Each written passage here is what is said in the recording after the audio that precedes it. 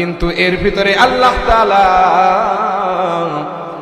জিবরিল আমিনকে কিন্তু আলাদাভাবে মর্যাদা দান করছে, ঠিক কিনা? তো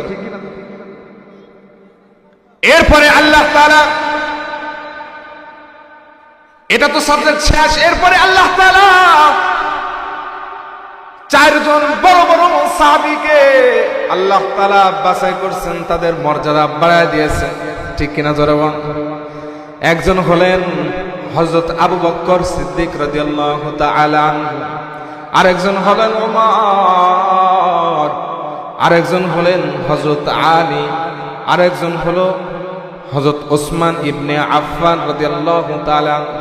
ওই যে বললাম আল্লাহ তাআলা চতুর্থ স্তরকে অনেক ভালোবাসেন, অনেক আল্লাহ তাআলার কাছে অনেক প্রিয়। এমনি ভাবে আল্লাহ তাআলা কিছু দিনকে আল্লাহ তাআলা দিনের ভিতরে মর্যাদা দান করছে। যেমন আরাফার দিন আছে, যেমন 2 ঈদের দিন আছে, এরপরে জুমার দিন আছে। এর ভিতরে আল্লাহ তাআলা আরাফার দিনকে বেশি মর্যাদা দান করছে, সুবহানাল্লাহ।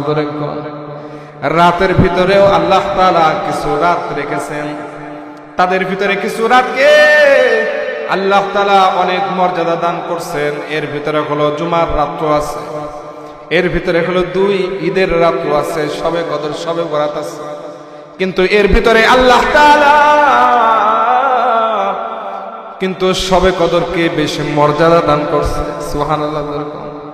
ওই যে বলতেছিলাম ওয়া খুলুকু মা আয়াশা ওয়া ইখতার, আল্লাহ সৃষ্টি করছে, উনি মর্যাদা বাড়ায় দিয়েছেন। তা আমি যে বিষয়ে আলোচনা করতেছিলাম বাবাদিরা,